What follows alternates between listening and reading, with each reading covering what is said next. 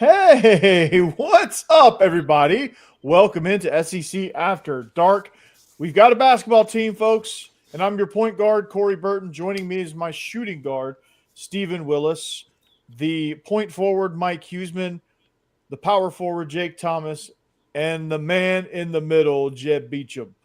So we got our basketball team. Our coach, well, I don't know where he went. He retired, so we're just wandering aimlessly down the court, but it's okay. Anyway, what's up, boys? Rick and Bonnie, welcome in. Hey, Rick and Bonnie, it's because in honor of Rick and Bonnie showing up, it's lava time.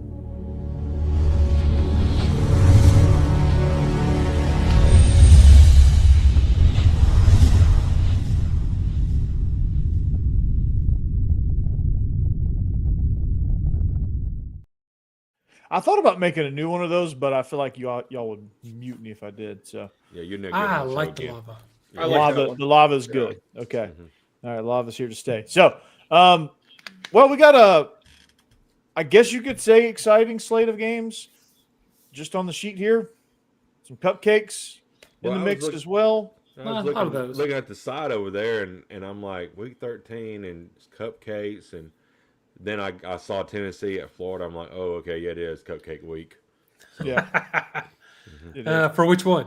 For Florida. That game's going to be interesting, though, because, Joe, I know you know, but I don't think Tennessee has won the Swamp since like 2001 or something like that. No, it's 2003. 2003, okay. Ole Miss has run twice in Gainesville since Tennessee has won last. That is so crazy. And Ole Miss has played there 4 times. That's wild. Yeah. How does that make you feel, brother? We definitely have some kind of weird hang up about the Swamp. I don't know what it is, but we need to finish that before we go to this 9-game schedule because I don't think we play Florida again for a couple of years. So, hey, our hang up is Oklahoma, apparently. Oh, well, yeah, we lost Oklahoma too. Yeah. Hey, I said that Alabama struggles with Oklahoma for whatever reason, and they do. They just had 2 years in a row is a struggle for them. Yeah, I don't think they beat them in the regular season. Period. And the only win they have is that playoff game. Yeah. To where they just completely jumped on. That's the only time they've beaten Oklahoma. They can beat everybody else. They struggle with Oklahoma. What's so bad is the defense played great in that game. It's just offensively could not get crap going. It just seemed like 1 step forward, 3 steps backwards with that. I mean, Ty Simpson was at an absolute blender. So, yeah. And Oklahoma, the last couple of weeks, they're looking like they did the first 5 weeks before Mateer was hurt. And, when they had that midseason lull, they're looking like they did when they were legit. He's fine. I think he's finally back to being confident. I mean, there's something to that. He's been healthy for a while. He just mentally just not quite there yet, not trusting in, and just for whatever reason, it's just tough to come back from injuries because the whole mental aspect of it can really kind of put you in the tank. So I can't get over I guess it was 247 Sports that Matt Zenitz, is that where he works? Is that on 3? I think that's 247 Sports. Yeah, 247. He referred to if/when Lane Kiffin is hired as LSU's new coach. God. So that's great. Why would he want to go to LSU right now? I understand it's a good program, like a good as far as like blue blood, all that. Because but that crap going on. He just likes toxicity. Yeah, I just wouldn't want to jump in the middle of it. Steve? Unless it was a significant jump up from where you were. Like some smaller school coaches, I get it. But. It's Godfather offers at Florida and LSU. Absolutely. Like $30 million for NIL above rev share. I mean, it's huge numbers everywhere. That's the estimated thing at LSU. I'm not sure what it is at Florida. But I just don't feel like Florida is that much better of a job anyway. And with LSU, it's just a mess going on there publicly. Yeah. Why jump in either one of them? I think he thrives on chaos, so he wants everything to be his chaotic problem. Part of it. Yeah. This is one of the most unbelievable self-sabotaging things that anybody has ever done, because you want to talk about somebody that could write his own ticket and never have to pay for a drink in Oxford, Mississippi. It was him. Now I'm not sure he could get a cup of coffee at Ajax Diner. I mean, you've seen his Q rating completely fall off a cliff. And tomorrow at 10 o'clock Central Time, there will be a meeting between Keith Carter and Lane Kiffin on the books, a serious meeting to where it's been planned and scheduled and things like that. And Keith Carter is his goal is to find out clarity of what is going on. And from where I sit, from where I am, the clarity is he's either going to Florida or he's going to LSU. I don't see any actions that points to him coming back to Ole Miss. Right. That whole Pat McAfee appearance was a smokescreen, right? Yeah, it was all damage control and everything. Because this is what I think is going on. Think. Not reporting, not anything like that. Just think. I think Lane Kiffin wanted to go to whichever school that he wants to go to, and I'm sure that's going to come out eventually anyway.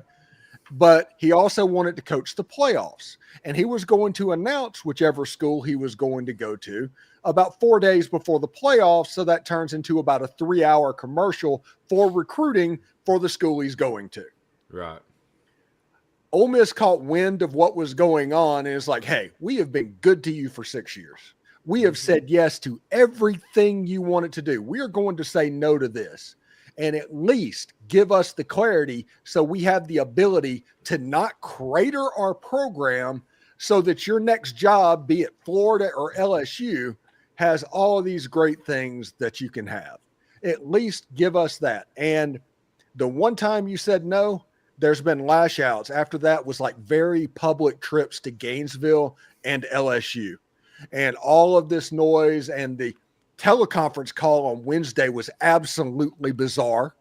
If y'all ever have a chance to check that out, check out those quotes. And the Ole Miss fan base has just been put through the ringer, and they don't deserve this at all, not even a little bit. And it's all under the guise that maybe he can come back, when all signs point to him not coming back. He's not behaving like a person that is going to want to come back. Well, and he's probably not wanted now, is he, Steve? Like with all this stuff that he's pulling. Listen, if he wins games, let's say he signed an extension with Ole Miss tomorrow. Yeah. If he won 3 games in the playoffs or something like that, or got them to 10 or 11 wins, eventually everything would be forgiven, just like 2022. Yeah, but it would. Let him sign the extension and lose the state, though. But now you see why. Game. But now you see why Tennessee hated him so much and was throwing the mustard balls and stuff. It's not that he quit after 1 year. That was bad enough, and we'd have been mad about that. But it's the way he quit. When he quit, he and Ed Orgeron were calling recruits and trying to get them not to go to class the next day so they could transfer out with him and leave with it. He was trying to not just leave Tennessee. He was trying to help crater Tennessee as well on his way out. Yeah. That's why we were so angry at him. And that's why we haven't been able to forgive him, even though, it was 1 year, years ago. You'd think we'd get over it by now, but this is the way he does. And I was hoping he had grown up a bit. And, he's become a better coach, but it doesn't sound like he's grown up as a person. Right. We're like 6 weeks past the E60 documentary talking about how he's changed and all of that. 6 weeks. And the reality is, if it was any other school in the world, he could have gotten away with this. I'm glad y'all let him. Since Tommy Tuberville happened at Ole Miss, and the leaving Oxford's in a pine box, our antenna has been up. The whole time this has been going on, and looking for anything and any reason to all that. Just we're ready to pounce, and I think it's almost that's the reason this meeting is happening, because it's almost like we found out about somebody trying to Tommy Tuberville 2 weeks before it was supposed to happen. So it's on us to kind of prevent it at this point, because we can see the direction that it was heading, because it was absolutely heading towards a 3-hour commercial for LSU or Florida in the college football playoff. That was 100% happening. Yeah. Looking on the outside and looking on this, because I'm an outsider in this, but it just kind of sucks for Ole Miss fans and Boost and stuff, because every time he got at the podium, it's like, I need money, NIL, you write that check out, and y'all responded in a big way to NIL to help improve his teams like he asked, and now he's going to do this to y'all. Yeah, but I don't think Ole Miss. It also worked what he did. The things he asked for and did work on the field. Sort of. Sort of. Well, The not being able to attract a top roster is not true because in 2024 there was a top 5 roster in Oxford, Mississippi that he found a way to lose 3 games and not make the playoffs with. That's a good point. So he might want to blame that on Ole Miss. That's one of those look in the mirror things. Mm-hmm. It does surprise me that he's as hot a commodity as he is. Like, I get that he's somebody you'd want, like Eli Drinkowitz. You know, I can understand why a lot of teams want him. But they're just falling heads over heels for him everywhere. I mean, the funniest thing in all this, outside of him just, I'd rather he just stayed at Ole Miss. But if he's not going to, the best thing that could happen is him just come out and be the coach of the fucking Giants or something. I mean, it makes no sense why everybody. Oh, there goes our clean rating. Yeah. Clean rating. Oh, man. Clean rating is over. And it wasn't my fault this time. I love it. Yeah. And we're also dealing with the Tennessee never made the playoffs. Too. Yeah. And if just this don't goes understand. poorly in this ultimatum meeting to where he gets reassigned or suspended, he's still never made the playoffs, even if Ole Miss beats Mississippi State. Yeah. Right. And he's people are just falling head over. I don't understand it at all, honestly. Yeah. Like I said, I understand him being a good candidate, but not this amazing thing that everybody's fiting for. Like It is because they're winning at Ole Miss. Yeah. This is actually a rub at Ole Miss. He's doing this in spite. He's doing this in spite of being at Ole Miss. And in his defense, we're not talking about a flash in the pan, someone who's job jumping, always looking for the next move. He's the 3rd longest tenured coach in the conference at this point. Only Kirby and Stoops have been there longer. He's elevated the program a significant amount. But it makes you wonder if that's by choice. Absolutely. At this point. Yeah. I don't know if it was with you, Steve, or someone, but I remember early in the Lane years, I said I didn't think it would make it past the 3rd year before he would go somewhere else. Yeah. And it almost didn't, because that was the Auburn thing. Yeah. Oh, dang, that was only 3 years in. Yeah, that was 22, wasn't it? Yeah. Yeah, it was 22. And then there was an Oregon in there, one of the Oregon changes. When they hired Lanning. There was a Miami scare whenever they hired Mario Cristobal. Remember the Miami? Another Auburn scare, right? No, it was just one, just the Brian Harsin thing.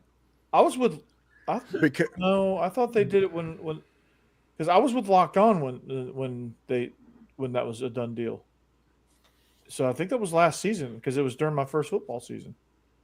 I remember the whole he's going to Auburn talk. No, they were doing Florida at that point. It was Florida pretty hot and heavy. When they thought, Napier might have gotten fired last year. I could have sworn neither of us were working for Locked On in 22, were we? I was. Yeah, Steve was. 22? Yeah. Yeah, I was there. I started in my YouTube channel was created January 6th of 2022. So my concept of time is just off, I guess.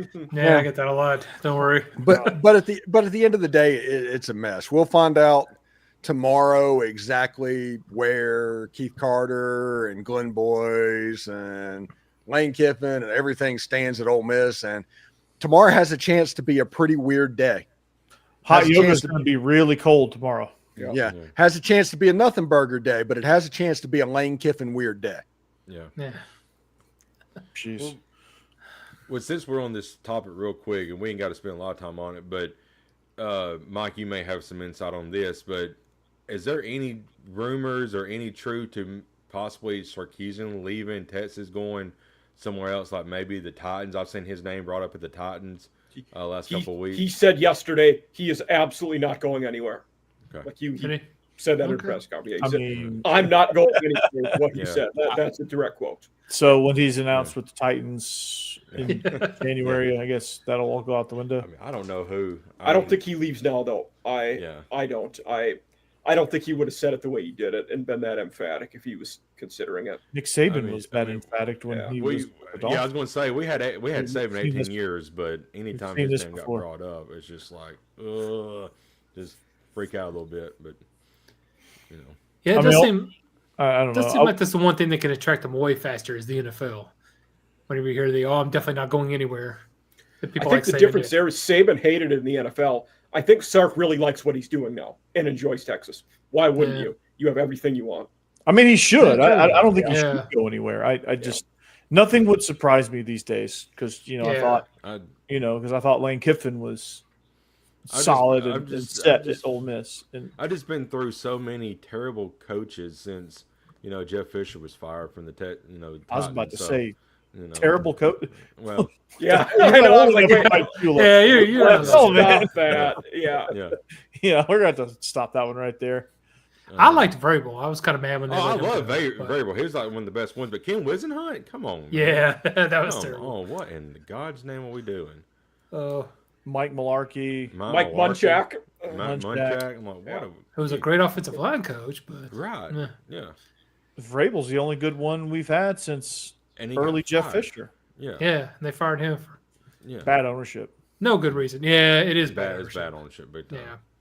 Bad ownership. I don't think anybody disagrees with that except the owner. So when this show blows up and we become multi-billionaires, we're going to buy the Titans. That'd be awesome. I'll sign the check right now. Yeah. Jake, do you think Mike McCoy has a chance at the job full time? He was okay with the Chargers the first go around. And they looked a little better offensively, but it's something's still not there. I mean, they're still losing ball games, but they're a lot more competitive, but they're still losing. I don't think they'll. I think you need a younger coach, and of course that didn't work last time. It did. Yeah, that's my only problem is. Yeah, they tried the young offensive guru, and that didn't work. Well, we got to have offensive talent first. We have no offensive talent besides Cam Ward. Our GM sucked. Yeah, and I'm not. And our GM sucked so bad that it's like making me doubt this new one. And I think this new one's okay. I think this new one's pretty good. But talking about bad GMs and bad ownership, you're talking about the Falcons. My God, they're awful right now too. Oh, poor Falcons. Yeah. They look rough. It's just such a loaded roster offensively, man. You got all those weapons, and you just can't do. And poor Michael Penix, dude, tore his ACL again. Yeah. You got to wonder if he's coming back to football. How many times has he messed up his knees? It's a great question, Jeb. I know the answer to that.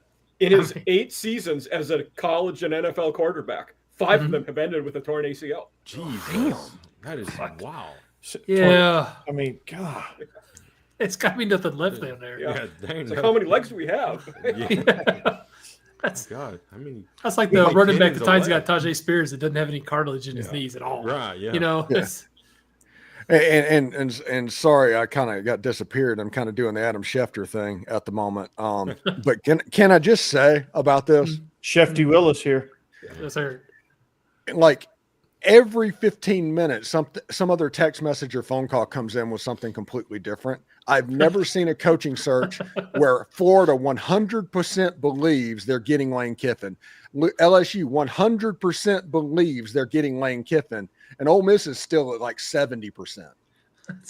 That's why I'm saying it'd be funny if he ends up going like to the Giants or Titans or something. Yeah, and just everybody thinks they've got him. Arkansas Jerry Jones just throws out all this money. They 100% believes. And people that are saying that Florida is out of this. Florida is not out of this. No. And that is interesting. But yeah, sorry if I get spacey, I apologize. Yeah, that'd be awesome. Go to Penn State. No, well, it can't be Virginia Tech. I was gonna say at Penn State he'd win at least 9 games a year. I'm just saying. We get fired. Well, yeah, and still get fired. Yeah. Penn State's like, nah, we're looking for the offensive line coach from Bowling Green. That's who we're targeting. We're zeroing in on. We fired a guy that wins 10 games a year. We're going to hire a receivers coach from Ohio State. Because they won a few games. Yeah. Amazing. Absolutely bizarre. But they're playing football this week, right? They are. In honor of cupcake, we got a bakery theme. Which, by the way, everybody, nice. everybody is pissed off about November Cupcake Week. If you play 4 non-conference games, does it matter when you play them? No, right. No, it doesn't. Not even a little bit. No, I don't think it does. Stop it. I did have a spirited argument about that with one of my former off-season guests, so it was a fun one. I mean, you go whether you go 4 weeks at the beginning of the year or you space them out, it doesn't matter. You're still playing those games. Yeah. You're still playing. Ole Miss went week 2 Kentucky, week 3 Arkansas. Is their schedule better than Alabama's? No. Yeah. No, it doesn't matter. I mean, it's all irrelevant. I mean, Vandy loaded theirs up on the front end. They're playing a conference game this week. But it's not any better or any worse than anybody else's schedule. It's just we're playing a conference game now. This team played it in week 2 when Vandy was playing Virginia Tech. Like what? I mean, I thought you were getting ready to like ramp up a bad JFK impression. Oh my gosh. We play the non-conference games in September. What you need to ask what your college football team can do for you, or what you can do for your college football team. Yeah, no. Speaking of college football teams and playing conference games, Vandy's playing Kentucky. Probably the best game of the weekend, honestly, because I don't think Missouri. Well, it looks like Bo Pribula is going to play. Really? Ooh. Yeah, he was questionable in the first injury report. Mike, somebody when we talked about this last night, I said I would go Miyagi. Yep. Well, you did say that, and I think somebody heard me, and they went and Miyagi'd him because better about my pick. All right. They Oklahoma. I picked Oklahoma. Obviously, I'll give that away, but Vandy fans need this game in a very bad way because Oklahoma's not losing to LSU. But so Kentucky's playing for a bowl game, something I didn't think I was going to say 4 weeks ago. They're playing for a bowl game. Yeah. And let's just, hey, Kentucky, just wait and do this to Louisville. Go ahead and get bowl eligible to Louisville. That's what you want anyway. Go ahead and do it. But no, I think when you look at, and this is also weird to say, Vandy has the advantage in just about every category in this game, and Mike and I were talking about this on the show that dropped this morning, and it's I mean it's been odd to say, but I mean eventually Vanderbilt's we're going to run out of weeks where like it's no longer odd, but Vanderbilt is just a better team all around than Kentucky right now, and Kentucky's a really over the last 4 weeks night and day from what they were at the beginning of the season. That quarterback change and sticking with him and like they've been just going through a big discovery phase with Cutter Boley and trying to figure out what he can do. I just hope that discovery phase lasts a little bit longer. But that's kind of where I stand with that. I mean, Cutter Boley still makes some mistakes, but he's so much better now than he was 4 weeks ago, like a rapid improvement, which you don't see that very often with freshman quarterbacks. But Cutter Boley he's a special dude. Yeah, but I like Vandy's defense. I really do. I think they'll be able to handle him and not completely stop him, but enough that Vandy's offense will be able to outscore him at a pretty reasonable pace. Because, I mean, you look at him playing other good defenses. I mean, they won against Auburn, but they only scored, like 10 points? Mm-hmm. They did have a better game against Florida, but I think Vandy's defense is better than Florida's right now, especially with Florida having all the people out, Yeah, they had a bunch of people out and they checked out. I think they realized they were just in trouble. And I need to see Tennessee playing spoiler for Vandy making the playoffs more than I need oxygen. Oh, God, yes. What is up with that? Oh, God. Talking about bizarre headlines, Jeb. That's going to be my theme all this week, just so you know. But if Tennessee wins this weekend and goes into that, not only will they be trying to spoil Vandy going to the playoffs, but if they beat Vandy, they really should move ahead of them in the rankings. So they're trying to just not finish behind Vandy. So that's another bizarre. Okay, thank you, Jeb. I didn't realize that angle either. If Oklahoma loses to Mizzou and then Vandy loses that game, we're getting 3 Big 12 teams in the playoff is what's happening. Yeah, probably true. So, yeah. So no, Vandy needs to win. Oklahoma needs to lose. I'm not looking forward to next weekend. No, Oklahoma doesn't need to lose. They deserve where they are. Vandy needs to take care of business and jump Big 12 teams. Oklahoma makes the playoffs. I don't know why. Like I would like to see them. They're a fun team to watch play defense. Oklahoma. I was like, they played Alabama and had Alabama in knots, and they didn't even have their best pass rusher. I was not rooting for them after Tennessee lost to them, but then they beat Alabama, and now I'm back in their corner. I don't know. It's a tough one. That makes you wonder how good of a day that Trinidad Chambliss had against Oklahoma. Remembering that, when you see this defense just treating quarterbacks like that, and he just shredded them, took them apart. Yeah, I mean that was impressive. Like what he was able to do, what he was able to accomplish. They struggled with that, and poor Matt Zollers, if he's the guy, I don't know that I don't know that Bo Pribula is going to be able to start. I mean that if you're going to throw a guy out there on a bum wheel against that defense, that's just cruel. Mm-hmm. Like they're gonna, I mean, he won't last. Yeah. I'm gonna say if you're already knocked out of the playoffs anyway, he won't last. Seems kind of mean. Yeah, he won't last even if he goes in. He'll take a couple big shots and he'll be back out. I mean, it's just the way this defense plays. I mean, and you know, that's gonna be that. So going back to the Kentucky Vandy game, and I'm not saying this is going to happen, but in a crazy scenario where Kentucky just says they win out and get 7-5, they've got to throw, you know, Stoops a daggone lifetime contract, because what he has done with this, daggone he's roster. coach of the year if that happens. Yeah, absolutely. If they get to a bowl game, I think he's in the running for coach of the year. Absolutely. He should be. And when you look at it, they should have beat Texas. Right. They had a decent start against Ole Miss. Mm-hmm. Yeah. I mean, it was pretty close to this has been a pretty close to a special type Music City Bowl, Duke's Mayo Bowl level season for Kentucky when they were supposed to finish dead last. Right.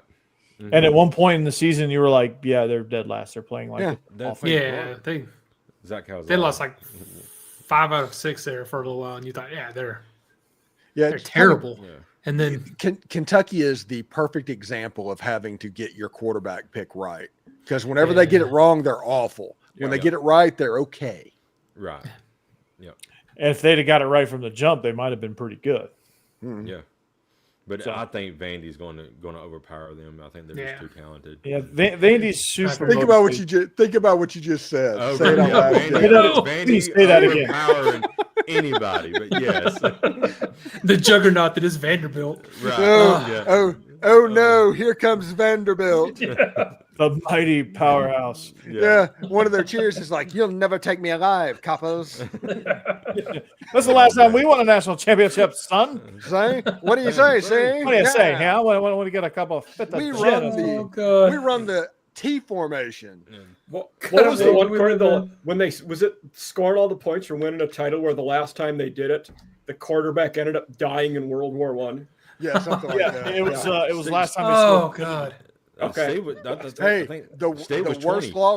worst loss that Ole Miss has ever taken in their history was to Vanderbilt. Wow. Really? What was the score? It was like 81-0. Okay. Good God. Yeah, Vandy used to not be worth trifling with.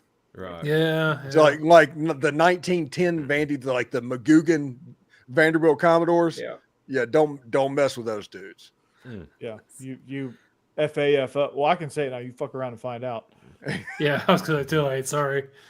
Yeah, when you talk about them being a juggernaut, you hear every now and then people say we're now living in the worst timeline or something, but every now and then there's something fun you can find in that timeline. Right. Vanderbilt, the juggernaut. You know what Clark Lee has started calling the stadium now? What's that? The cage. Rebel? Oh. The cage. Because it's like real, like everything's real tight. And you feel like you can't escape. He's like that's a great nickname for a stadium. Everything is coming up Millhouse for the Vanderbilt Commodores. Yeah. He goes, and you wouldn't believe how many F-bombs he drops. Like you see these behind the scenes things. He drops F-bombs all over the place. And he's like, yeah, Auburn is about to realize they're in the fucking cage and they got nowhere to hide. Send their asses back to the buses. Oh my. And you're like, I do declare. Whoa. Where was that Clark Lee a few years ago? Really? Good point. So, like, he's coming out of his shell, too. That's the point of all that. Like, he's starting to kind of reveal his personality a little bit, and the team is just buying completely into it, which there's an extension looming some point down the road. He had dinner with the chancellor on Monday. He alluded to that in his press conference. So, an extension is in the offing. It's in the offing, see? Well, should and be. they're gonna sign right there on the dotted line. So that's close. He reportedly, allegedly, by rumor, interviewed at Auburn. Ooh. Hasn't everybody? That's true. That's true. Listen, okay. I'm probably going to make the Auburn fans that are watching this pretty upset, but okay. Well, let's go. Jake's gonna love that. What's new? My Steve's never done that before. My prediction for the Auburn head coach, whenever they make the hire this time, is none other than Mr. Dan Mullen. Oh, wow. Ooh. Think he's leaving the mighty UNLV? Yep, and reuniting with his boy, John Cohen. All right. That sounds like a downgrade. I just feel like if I was an Auburn fan and I was getting all geared up, it was like, okay, Drinkowitz, okay, Lincoln Riley, that name's been thrown out there, by the way, Clark Lee, and hey, we're hiring a coach. It is Dan Mullen. Luke Fickell. I know Matt Perkins would be extremely happy about that. He would love that, yeah. But Jonathan Smith. Yeah, things are going extremely well at Michigan State. So yeah. Things are looking up, guys. They would Gene Chizik the heck out of that tarmac. Oh, They would Greg Schiano that one. Yeah. God. Right, Jeb?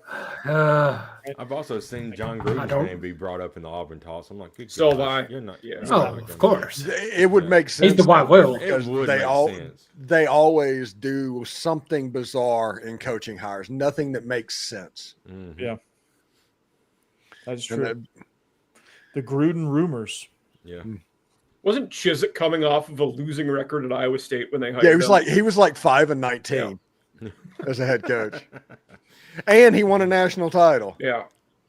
Yeah. For only $250,000, the best bargain in sports history. Right. Gotta love that. You hate that to give half his salary to Cam Newton for that. He's actually on the 4th and 1 podcast staff there. Oh, I didn't know that. Yeah. He's not, but I just made that up. Well, what was the Cam Newton, the thing with Drake May? Did you guys see that? Yeah. No. Apparently, like Drake May said he didn't know what podcast Cam Newton was on, so Stephen A was chirping at him for it. Oh my gosh. Oh, that's funny. That's great. Like that was today. That's why I thought you were talking about the 4th and 1 stuff, Corey. No, he just brought up Gene Chizik and Cam Newton, and Cam Newton has a podcast. Had no idea Drake May is talking trash.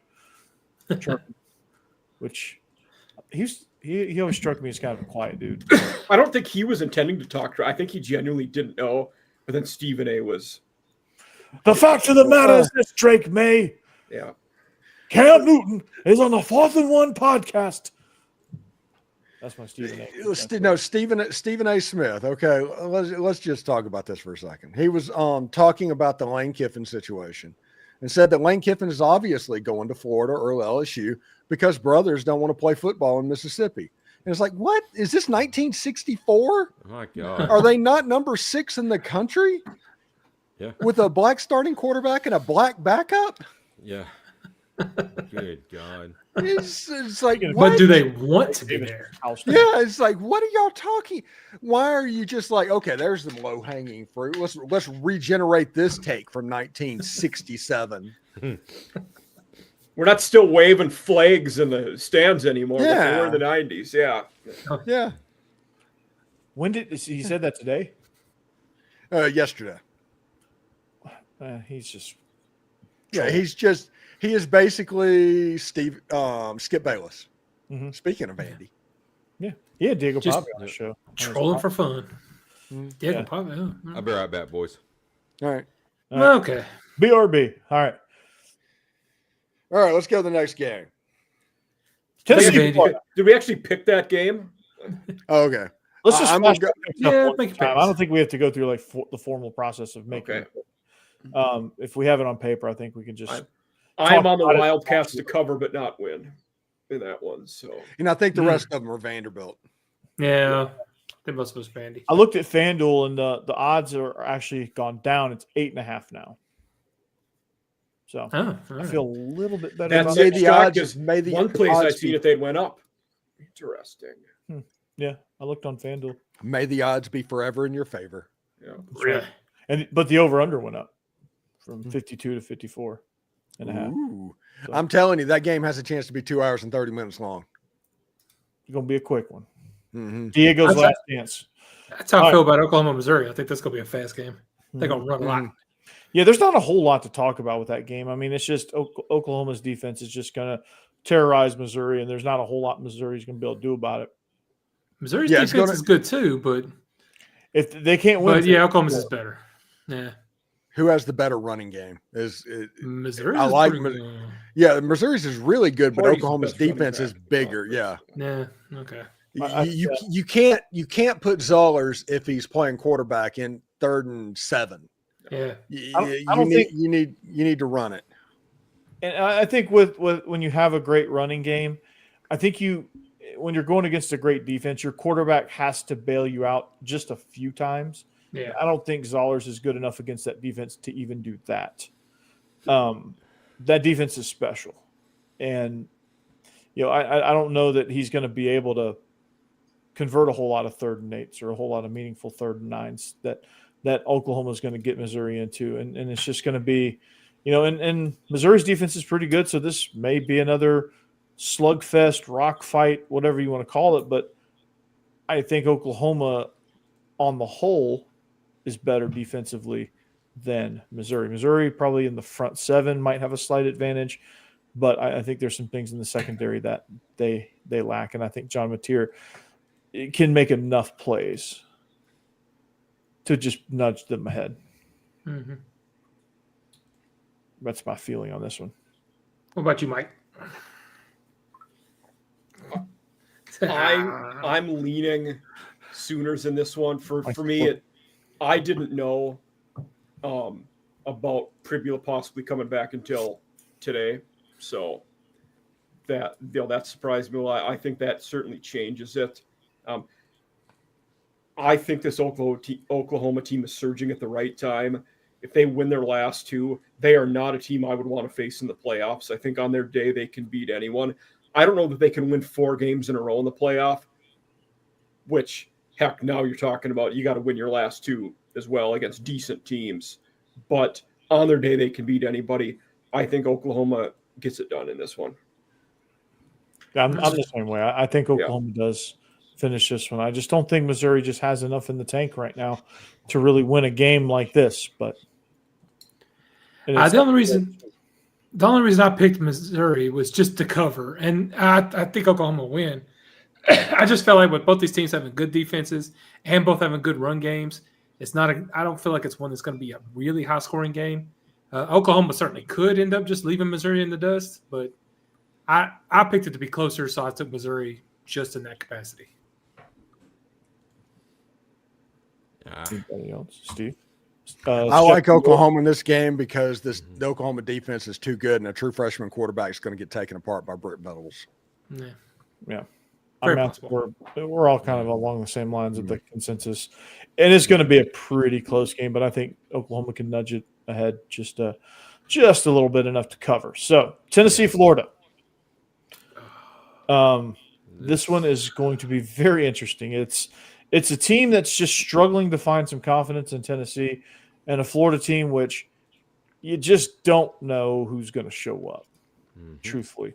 And Tennessee is a team that has not won in the Swamp since 2003. So, and it doesn't seem to matter. Florida's had some really rough teams, and they somehow find ways to win the game against Tennessee in the Swamp. So, for that, I kind of like Florida, but I think this is one of those years that the streak's got to end at some point, and I think Tennessee's gonna end it just because Florida's just, what are they playing for at this point? Yeah. And it's our last chance for at least a couple of years. We can't end the streak of Florida on losing. We just can't. So I'm praying Tennessee figures this out. They got the better offense. They're going to score a lot. But with their defense, Florida's going to hit at least a few big plays, and they're going to end up scoring too. So can we just stay ahead of them?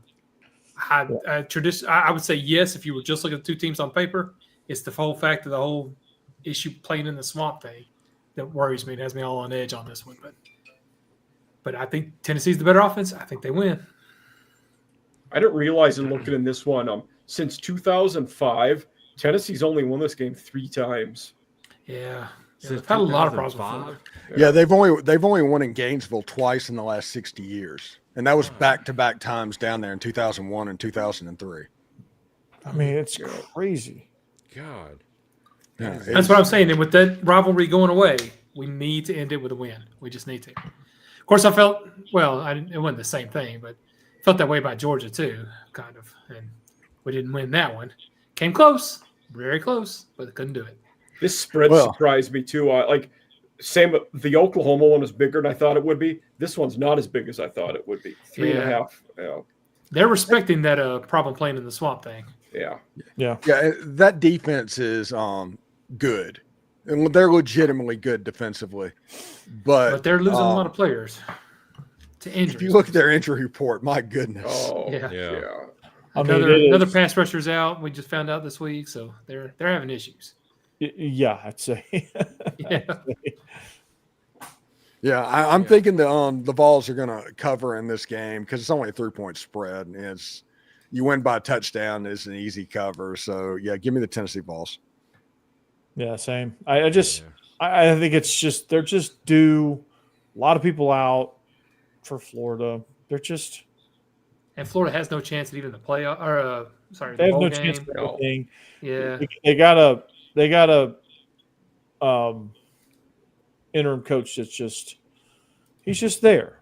Yeah. So, I mean, maybe they're trying to show, what they have for their next coach, aka Lane Kiffin. So they may play inspired, but inspired. I don't know. But, that game already happened. I know. Yeah.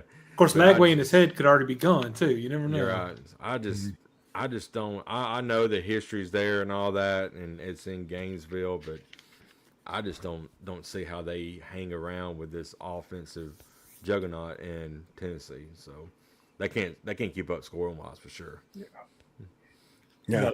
I will say last week for Florida, DJ Lagway looked a ton better in front of his potential new head coach in Lane Kiffin. He definitely played inspired there. I don't know, but but we'll all hope it's because he's transferring to Ole Miss. We'll see. I think on the Lane train thing, I think the bridges they're on fire.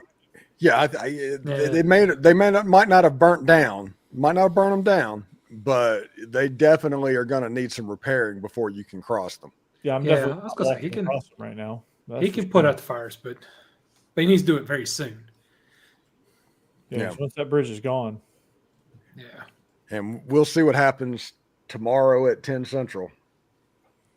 Yeah. That should tell us a lot. Yeah. Yeah. Rooting for Mizzou and USC this weekend. Rooting for Kansas. Oh, the Trojans. Okay. Oh, Trojans, but I don't know. Yeah. But if USC wins, then they jump ahead of Vandy, I think. Rick and Bonnie, really? I think Rick and Bonnie's not rooting for what's helping Vandy. They were trying. They were worried about Alabama. Yeah. Okay. And I guess that helped. Alabama in Greenbow, Alabama. Yeah. I think Alabama, unless they just got to win. Just win. They of course this weekend is Illinois because it's Eastern Illinois, but you beat Auburn, and then you make the committee decide whether if you lose a game in the conference championship game, they said they weren't going to penalize you. Alabama will have 3 losses at that point. Do they stay in, even though they lost their conference championship game? Yeah. God, you wouldn't think it 10-3, but who knows? Yeah, right. Anything can happen. It should be interesting to see. Yeah. Hey, they want Ole Miss out of it, and these are the same people that lost their mind when Florida State got left out, but they think it's only fair that Ole Miss gets left out if Lane Kiffin's gone because that's the difference than the players actually on the field.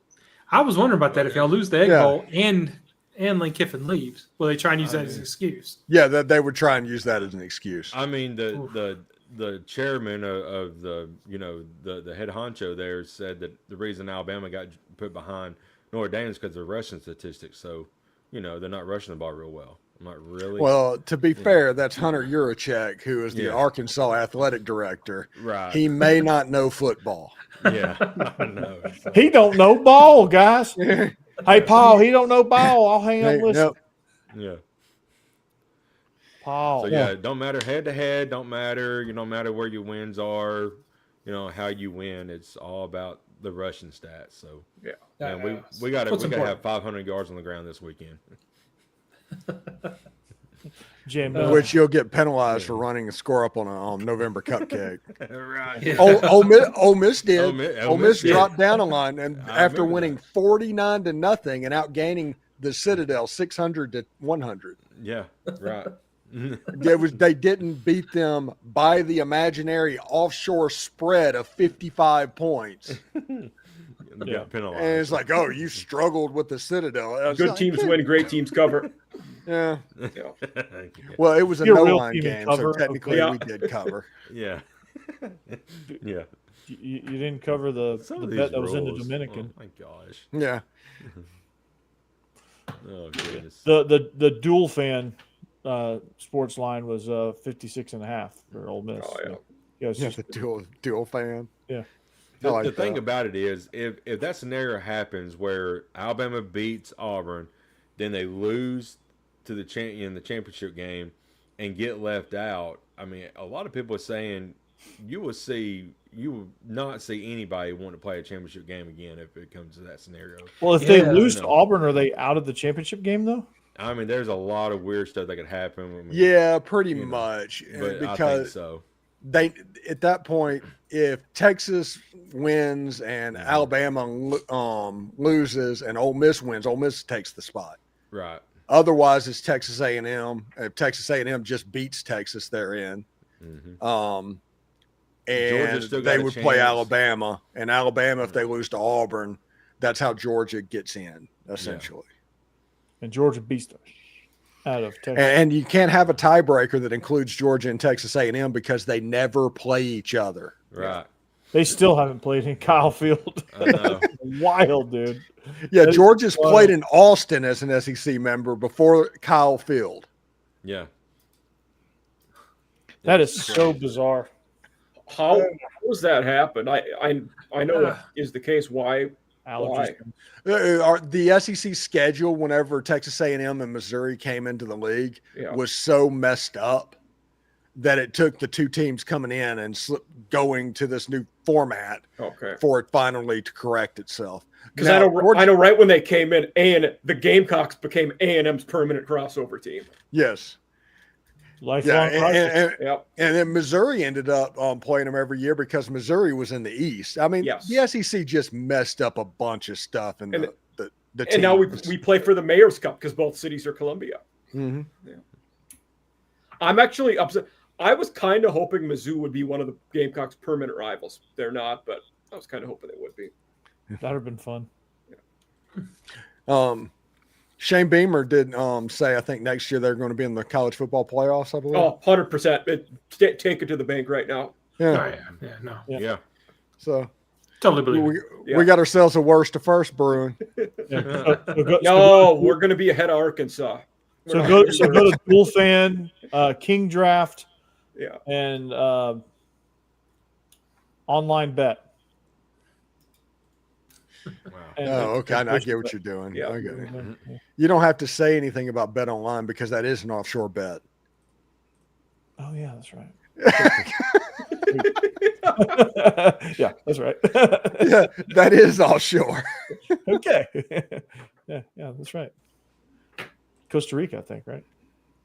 I don't know where it is. I'm a FanDuel man myself. Yeah, that's true. I love FanDuel. What do we have left? We need to. I mean, we got 10 minutes left. Let's do some bacon. All right. I finally came to my senses and I picked Charlotte and the points. Yeah. Jake, you make fun of me all year long for picking Georgia in these big spreads, and what do? Georgia. I mean, Georgia is rolling right now. Honestly, they've looked really good. Yeah, but they're going to get bored on Saturday, or whatever the hell they play. It's about time for third and Bobo. About time for third and Bobo to appear. They're just going to get bored, and you're gonna see Ryan Puglisi second series in the third quarter, and they're just gonna. You're going to see the threes in for the fourth quarter, and it's just going to be kind of clunky. But Charlotte is really bad. They are really bad. I think they're going to get their offense ready. Is this a bad thing for Georgia? Is this a bad thing for Georgia with Georgia Tech coming up? Maybe. Well, yeah, I don't know. I mean, they've had these techniques like this before, and it depends on how they execute early. Because if there's a problem with execution, that's the kind of stuff that can carry over. Yeah, I mean, if you come out sloppy, just because it's just one of those. Okay, we can relax, and And shame on Georgia Tech, by the way. Play the game in Bobby Dodd Stadium. Yeah. Yeah, I thought it was because they were doing construction, but oh yeah, that's what I thought. It's not. They've been playing. They've been played there all year. Oh, unless they're going to start the construction now. Yeah, and then why not wait 2 weeks to start the construction? So are they playing it at the Benz this year? Yeah. Okay. I didn't know that. It makes no sense. Like I thought, when I saw that game announced there, I was like, oh, they're renovating, which they are, but the renovations haven't affected. This place is still half empty, but yeah.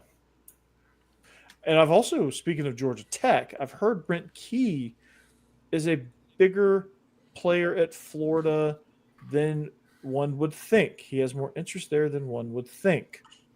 Really? So, and Georgia Tech is alma mater? Yeah. Yeah, but money, SEC. Yeah. What color does he bleed if you cut him open? Yeah, seriously. Jeb, don't actually go cut him open, okay? No. Yeah, right, Jeb. Don't. Come on, man. Google, what happens if I slice Brendan Key's throat? Yeah.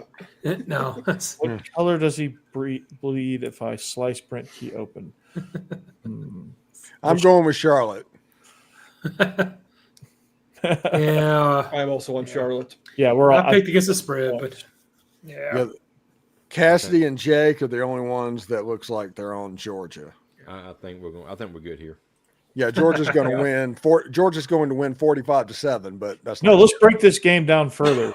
So when we didn't talk about Texas, Arkansas. I mean, do we need to? What does Becky know that the rest of us don't? Is the question in this game. She never picks Texas. She hates Texas. Yeah, she's the only team that picked Arkansas, and she's in first place. So yeah. that's true. That pick wasn't because she's in first place. That pick is because she doesn't like Texas. I think anyone but Texas. I think it was our boys, Biscuit and SEC boys, but I remember one of them saying the other night, I think we can move on. Arkansas hiring Bobby Petrino because they haven't won a game since he took over. So they've looked downright dreadful. Actually, yeah, they cannot win a one-score game. They cannot win a one-score game. Nope. And it's pretty funny. I was listening. I was actually tuned into Locked On Razorbacks today. John Neighbors is one of my favorite dudes ever. I've never actually listened to his show. I've always just kind of seen his clips and obviously interacted with him on Squad. But it's a mess over there. Not on his show, but it's a mess over there in Arkansas. Yeah. Are they going to end up hiring Eric Morris or Alex Golish? I feel like one of those two is probably the favorite at this point. Probably Ryan Silverfield. Oh, good. Yeah, he could be too. I mean, they're still holding out hope for Dan Campbell, I guess. I don't know. They're one that would be a decent Dan Mullen hire. He'd be a good hire for those guys, I think. Yeah, and what you need is somebody that has the willpower to organize Walmart, JB Hunt, and those Tyson's Chicken into one collective thing. And if that happens, Arkansas could get scary. But the problem is you haven't found a coach that can do that. Is it true? It's probably fake. It's probably not true. But I'm going to ask it anyway. Did Dabo Swinney interview over there? They got Cal. They got Cal. It would be the similar situation as Cal from Kentucky. You have a coach that's not necessarily on the hot seat, but he doesn't feel appreciated anymore, Yeah, that's true. And I mean, it wouldn't shock me. I don't know if it actually happened, but it wouldn't shock me. And wouldn't be a terrible move. He could use a change of scenery. He could. I also wonder if that move would be doomed to fail. I don't know if you get much better if you hire Dabo, if you're Arkansas right now. Does that elevate you to where you want to be? I don't see it at this point, especially after this year Clemson had, where on paper you had a top 10 talented roster, and they were very talented this year, and they suck. Mm-hmm. They knocked off Louisville. They did. All right, put the cupcakes back up. I think we're all on Texas. All right, except Becky. Yeah. And Coastal. Jake, Cassidy, and Bossman. Bossman, explain why you like. Oh, just kidding. Jake and Cassidy on the South Carolina train. What do you guys see that I don't? An SEC team against the Sun Belt team. Yeah, and I think Illinois Sellers Which one's the played a Sun little Belt? bit better. Played better the last couple of weeks. So, yeah. Sorry, Mike. I would not take South Carolina favored by 25.5 against Air. No, they're just they just need to finish out the season and just reset. I mean, Mike Shula did some irreparable damage that they can't take care of until they hire some new blood at offensive coordinator. It just is what it is. They're not going to cover the spread. They'll win just fine. Next week will be the least hyped Palmetto Bowl that I can ever remember. Neither of them or Clemson have anything to look forward to. They both just want to check out and get to the offseason. Yeah. And Coastal Carolina, the mythical chickens against the fighting chickens. I guess we can talk about that a little bit. Yeah. Right. There's at least a storyline after the game. Yeah. No. We could talk about Coastal with the other Tim Beck as their head coach. Yeah. Tim Beck. I don't know if the Chaucer Roosters. Yeah. The Chaucer Roosters versus the Fighting Roosters. Mm-hmm. Professional Fighting Roosters. Yeah. I don't know. I feel like South Carolina can get it done. They're going to finish the season strong and then work on building for their playoff run next year. Thank you. I hope so too, Jake. I mean, they'll win by 3 touchdowns, but guess what? That's not a cover. I'm going to say, if the same offense that showed up at the first half of last week's game shows up, right, they could put up a lot of points. Then they win at halftime and never came back out. Yeah. But Coastal Carolina's no A&M when it goes to making a comeback. But they're still not a bad team is the problem. So yeah, I was very disappointed in that because I was like, man, South Carolina's been holding back. Well, Mike Shue's been holding back, South Carolina, and then they didn't come out in the second half and play. I mean, you've got to at least get a field goal. They should have kicked. They were in field goal range and passed it up. Right, and then lose by 1. Man, awful. That's pretty terrible. But not a good look there for Shane. And then he comes out and says, "Yeah, we're going to be in the playoffs." You're like, after that, yeah. That's bold. I feel like, Shefty's getting up. Yeah, something going on. So now I feel like if South Carolina was playing Charlotte, I would pick that spread. But we're going to go into Coastal Carolina's good enough. Rick and Bonnie, we cannot do 2 minutes yet because Steve has got some sort of bombshell happening here. So we're going overtime, Rick and Bonnie. So hold your horses. So let's see. LSU, Auburn, Alabama. Steve's going to come back, and Kiffin's going to be announced as the head coach for the Giants, probably. Hey, I'll do it. Go to the NFL. I said this in our chat this week, but if there was a line on the Western Kentucky LSU game, I would probably have to pick Western Kentucky. There is. It's 22.5. Yeah. I'd probably still pick We just Western didn't pick Kentucky. it. Yeah. Some betting sites didn't offer a line. Some did, and the 22.5 was the one that I had seen. And that's a very interesting number. Yeah. Yeah, because it should be more. But can they score 22 points? At this point, I don't know. Apparently, Kiffin's going to be the head coach of the Guangdong Dragons. Good. Yeah. Awesome. He's going to pull a Ted Lasso and go take over a football team. Tomorrow we'll hear he's going to take that Saudi Arabian money. There you go. He's going to the Live Tour. What the hell? How could you turn it down? I get it. He's going to play Live Golf. What a move! All right, 2 minutes, Corey. Well, I was waiting for you to get back for 2 minutes. So okay. Yes, 2 minutes. Okay, so we are SEC After Dark. Thank you for joining us. Thank you for tuning in each and every week for the fun that we have. To Hammer, congratulations on your upcoming wedding. Yep. And hope you guys have fun and safe travels back to wherever you live afterwards, and hope you guys have a blast at your wedding. So Biscuits and SEC is a show you should check out. They did a phenomenal job this week, as they do every week. It's no surprise. So be sure to check them out each and every week as well. Jake Thomas, Bama After Dark, the double shot of Alabama coverage. Check him out each and every week. He does the solo mission on Bama After Dark, and he does the he tag teams with Stacey Blackwood on Tide Talk Live, and they put together a phenomenal show. So you should check that out. Check both of those out as well. Jeb, at some point, yep, can't see me, can't find me, can't find you, can't see me. You can find him here though. Yep, that's Jeb Beecham. He's our resident volunteer. Mike Huseman, off-season After Dark, and a regular on Locked On Vandy during the week, and a regular on the Locked On Ole Miss pregame show, which I don't know if that'll turn into a weekly spot after football season. That remains to be seen. The only man that can answer that is the Stephen Willis. He is my shooting guard right here. He's apparently scoring all the buckets with 15 million subscribers. Mm-hmm. And the most watched the most watched Ole Miss podcast from the Locked On Network. There you go. Stephen Willis.